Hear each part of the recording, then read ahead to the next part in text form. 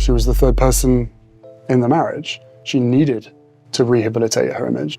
You and your brother both directly asked your dad not to marry Camilla. Yes. For decades, the world believed they knew the truth about Princess Diana's tragic death, a terrible accident in Paris caused by a drunk driver and pursuing paparazzi. But recently uncovered evidence has sent shockwaves through royal circles and beyond, suggesting a far more sinister scenario that few dared to imagine. What has been discovered about King Charles and Queen Camilla's potential involvement in that fateful night? The evidence is more disturbing than anyone could have anticipated.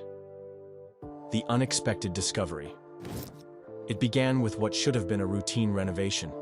In late 2024, workers refurbishing a rarely used wing of Buckingham Palace discovered a hidden compartment behind a bookcase in a room that had once served as Prince Charles's private study during the 1990s. Inside was a locked metal box containing dozens of handwritten letters, photographs, and a small leather-bound journal.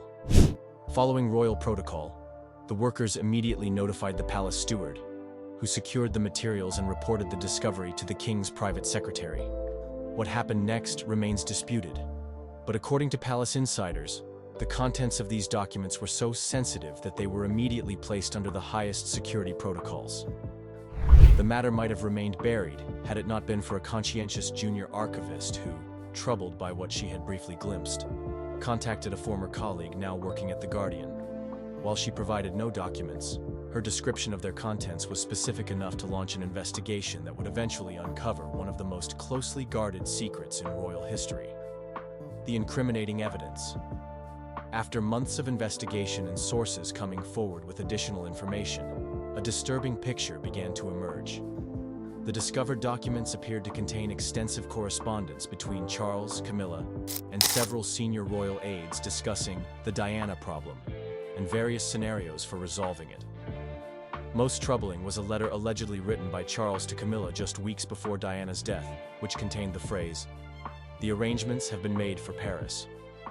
Once this final obstacle is removed, our path forward becomes clear.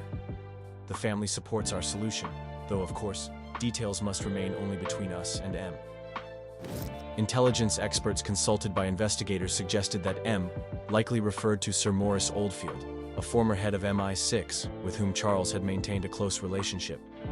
Oldfield had officially retired years earlier, but was known to have continued advising the royal family on sensitive matters. A journal entry, purportedly in Charles's handwriting, dated just 2 days after Diana's death, contained the cryptic note, "It is done, though not as cleanly as promised. C is worried about the driver's connection being traced, but M assures us that French authorities will focus solely on the paparazzi angle. Must destroy this once memorized." The royal family divides. As evidence mounted, fractures began to appear within the royal family itself. Princess Anne, Charles's sister, abruptly cancelled all engagements and reportedly moved to her Gatcombe Park estate, refusing all contact with Buckingham Palace officials. Prince William, heir to the throne, issued a carefully worded statement expressing deep concern about these troubling allegations and calling for a transparent and thorough investigation, wherever it may lead. The statement was notable for making no mention of supporting his father. Prince Harry, speaking from his home in California, was more direct. "For years, I've had questions about what happened that night. I've been told repeatedly that I was imagining things, that I was paranoid. These discoveries suggest my concerns were justified. I will not rest until the complete truth is revealed, regardless of how painful that truth might be." Most surprisingly, Princess Kate was reported to have moved with her children to her parents' home, citing a need for space and privacy during this difficult time. Palace sources indicated this move came after a heated argument with William over how to respond to the growing scandal, from someone who identified himself as working for British intelligence. The MI6 connection. Perhaps the most damning evidence concerned the involvement of British intelligence services. Documents leaked to the Washington Post detailed how elements within MI6 had allegedly been tasked with creating a permanent solution to the Diana situation after she had given a BBC interview discussing Charles's infidelity and questioning his suitability to be king. A former MI6 operative, speaking on condition of anonymity, claimed that a small unit had been established to monitor Diana's movements and identify potential opportunities for an arranged accident. According to this source, Paris was chosen specifically because of the agency's strong relationship with certain members of the French security services who could help ensure minimal investigation. The tunnel was perfect, the source stated. Limited camera coverage, dangerous at high speeds, and easy to manipulate the scene afterward. The plan was never to have the paparazzi directly involved, but their presence was a fortunate coincidence that provided the perfect cover story. Camilla's role exposed. While much of the focus initially fell on Charles, evidence soon emerged suggesting that Camilla may have played an even more active role in the planning. A series of handwritten notes, verified by handwriting experts as being in Camilla's style, outlined detailed concerns about Diana's plans to marry Dodi Fayed and the potential implications for the monarchy. One note, apparently written to Charles, stated, "Darling, M has presented the Paris option, which seems cleanest. Your mother is understandably reluctant, but Philip sees the necessity and has convinced her to turn a blind eye. Remember Burns, the best laid schemes of mice and men. We must be prepared for all contingencies." Most disturbing was the testimony of a former royal protection officer who claimed he had been removed from Diana's security detail just days before her death after reporting his concerns about surveillance operations against her. "I was told directly by my superior that the Parker Bowles woman had requested my reassignment because I was too attentive to the princess's security concerns." Public reaction and constitutional crisis. As these revelations became impossible to contain, Britain faced its greatest constitutional crisis since the abdication of Edward VIII.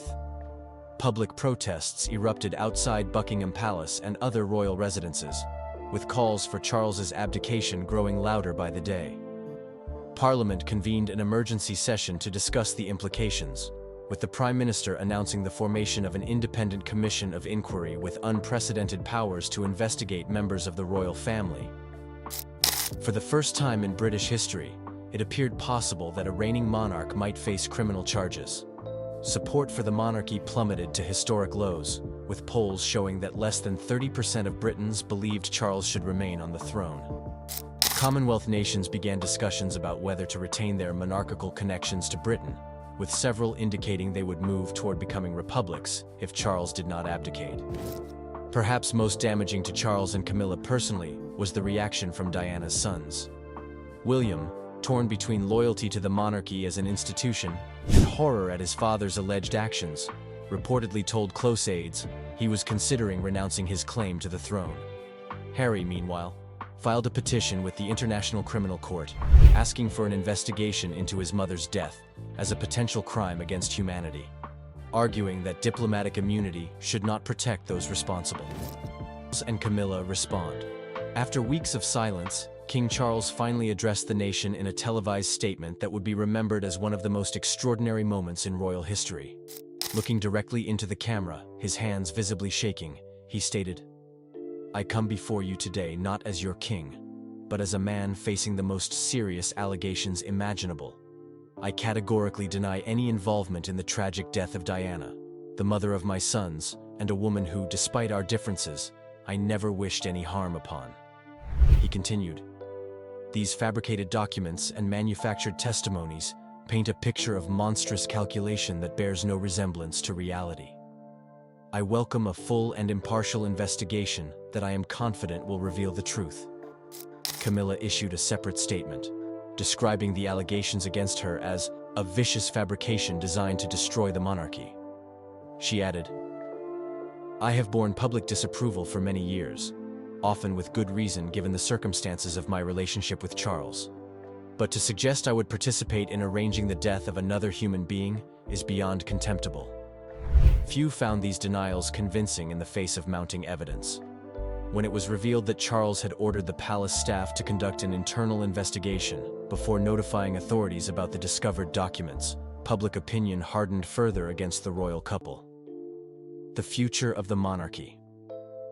Today, as the official investigation continues, Britain remains divided over the future of its 1,000-year-old monarchy. Some argue that the institution itself should not be destroyed based on the actions of individual members, pointing to the popularity of younger royals like William and Kate as evidence that the monarchy could survive under new leadership. Others contend that the alleged involvement of not just Charles and Camilla, but potentially Queen Elizabeth and Prince Philip in either. Approving or covering up such an act suggests a rot at the very core of the institution that cannot be excised simply by changing the individuals who wear the crown. For now, Charles remains king in name, though he has temporarily stepped back from all public duties. William has assumed the role of regent in all but official title, representing the monarchy at state functions while maintaining a careful distance from his father. Camilla has relocated to a private estate in Scotland, effectively separated from Charles as both prepare their legal defenses. Sources close to her suggest she is considering offering testimony against Charles in exchange for immunity, creating yet another potential crisis for the embattled monarchy. As for Diana, the princess whose life was cut short in that Paris tunnel, there is a tragic irony in how these revelations have once again made her the central character in the royal narrative. The woman who once said there were 3 people in her marriage now finds that even in death, her story continues to define the monarchy and those who sought to control her. The complete truth may never be known with absolute certainty, but what has become clear is that behind the pageantry and tradition of Britain's royal family lie secrets darker than anyone dared imagine. Secrets that, once exposed, may bring an end to one of the world's oldest monarchies. Do you worry about protests? Do you worry about Republic coming and shouting things and... No, everyone has a right to think what they want. Behind the big royal family everyone knows, there's someone most people forget about. Queen Camilla's son. He doesn't wear a crown. He doesn't stand on palace balconies. He stays quiet, away from cameras. But he has something that makes his life very different. Billions of dollars. He's not on magazine covers every day, but his world is full of things most people can only dream about. Big houses hidden behind tall trees. Fast cars that cost more than some people's homes. Trips to beautiful places that look like they came out of a movie. Expensive art, fancy clothes, private chefs, and more. All bought quietly, all kept out of the spotlight. While the world watches kings and queens, he lives a secret life of luxury. No flashing cameras, no big announcements, just quiet spending, quiet power. Behind the scenes, he moves through life with money that opens every door, but barely makes a sound. Homes that whisper wealth. Tom Parker Bowles lives in London, one of the most expensive cities in the world, and his home reflects his refined taste and financial power. He owns a beautiful townhouse, tucked away in a stylish and historic neighborhood. It's not the kind of house that screams for attention from the street, but once you step inside, it's impossible to ignore the quiet luxury that surrounds you. The home is likely filled with fine furniture, polished wooden floors, bookshelves lined with cookbooks and rare titles, and carefully chosen artwork. The kitchen, as expected from a food writer, is probably the heart of the house. It wouldn't be surprising to find top-of-the-line appliances, marble countertops, and copper pans hanging above a stove where both professional chefs and Tom himself have cooked many fine meals. But as lovely as city life is, sometimes you need space, calm, and a breath of fresh air. That's where Tom's countryside home comes in. Away from the buzz of London, he has a second property that offers peace and privacy. This home sits among the green fields and rolling hills of the English countryside. The house itself likely has a rustic charm. Stone walls, a large fireplace, and a kitchen with windows that look out over flower beds and fruit trees. It's a space designed for quiet evenings, good wine, and thoughtful conversation. Friends come to visit, long meals are shared, and time moves just a bit slower. This is the kind of place where he can step away from the public eye and simply live well. First-class travel, always. Tom Parker Bowles doesn't just live well at home. He also travels in style. When he goes abroad, he's not lining up in security queues or crammed into a middle seat. He flies first class, and sometimes even charters private jets. The destinations he chooses are just as refined as his lifestyle, often known for their beauty, culture, and of course, their food. Places like the Amalfi Coast in Italy are among his favorite getaways. With its sparkling blue waters, cliffside villages, and fresh seafood, it's a dream destination for any food lover. Tom isn't there just to relax. He's there to taste, to explore, and to experience the world's finest ingredients at their source. Provence in France is another spot that matches his lifestyle. The lavender fields, the local cheese, the deep red wines, all speak to someone who values not just luxury, but the richness of tradition and flavor. He's also often seen in the Cotswolds, sometimes alongside his mother, Queen Camilla. The area is known for its peaceful charm and classic English beauty. It's no surprise that Tom would retreat there when he wants a weekend of calm, comfort, and countryside cooking. These aren't rushed trips. They're slow, immersive, and full of detail. Every meal, every moment, planned and savored. A life built around taste. What truly sets Tom Parker Bowles apart is his deep love for food. He isn't just a man who enjoys fine meals, he's made a career out of it. As a food writer and critic, his entire world revolves around flavor. And when you have the money to chase the best tastes in the world, you do it at the highest level. Tom dines at Michelin-starred restaurants around the globe. These aren't casual dinner spots. They are temples of fine dining, where meals are carefully crafted over hours, and chefs are treated like artists. A single meal can cost hundreds, even thousands of pounds. But for Tom, this isn't about showing off. It's about the experience. It's about what's on the plate and the story behind it. He also enjoys private dinners at home with personal chefs, often preparing custom tasting menus that feature rare ingredients from around the world. These meals aren't just delicious. They're events, experiences shared with close friends who understand the value of fine cuisine. And it's not just about what he eats, but who he eats with. Tom is part of elite dining clubs and societies, private circles where food lovers come together to taste, discuss, and appreciate rare wines, exotic dishes, and cooking techniques. Entry into these circles doesn't come cheap, and they're not open to just anyone. It's another part of a lifestyle built on refined taste and quiet exclusivity. The style of a gentleman. You'll never see Tom Parker Bowles dressed in flashy designer logos or bold, trendy fashion. His style is the kind that doesn't shout. It speaks in soft, confident tones. Everything he wears looks effortless, but is clearly expensive. His suits are likely tailored to perfection, made by classic British brands that focus on craftsmanship over celebrity. He favors quiet, well-made pieces, shoes crafted from fine leather, shirts stitched with care, and accessories that suggest heritage rather than hype. A classic watch, maybe passed down or chosen for its story, adds just the right touch of elegance. This is the kind of fashion that says, "I know who I am," and that's far more powerful than any runway look. Making millions from his passions. While Tom Parker Bowles comes from money and moves in royal circles, he's also earned a fortune through his own work. As a best-selling author, his cookbooks have been sold across the world. These aren't quick recipe guides. They're thoughtful, detailed explorations of food, tradition, and flavor. His books have won awards and topped charts, earning him not just critical praise, but also a strong income. A single best-selling cookbook can earn hundreds of thousands in royalties, and with multiple books under his belt, Tom has built a personal brand that goes far beyond his famous last name. He's also a regular presence on television, judging food competitions, appearing in documentaries, and working behind the scenes in food media. Every appearance adds to his value, both financially and professionally. Beyond the page and the screen, Tom is believed to have investments in the food world. He may be a silent partner in several high-end restaurants, possibly even supporting boutique food brands that align with his values, organic farms, artisanal producers, or heritage food companies that focus on quality and tradition. These investments not only grow his wealth but keep him connected to the food world he loves so deeply. Speaking, hosting, and influencing. Quietly, Tom Parker Bowles also earns from public speaking.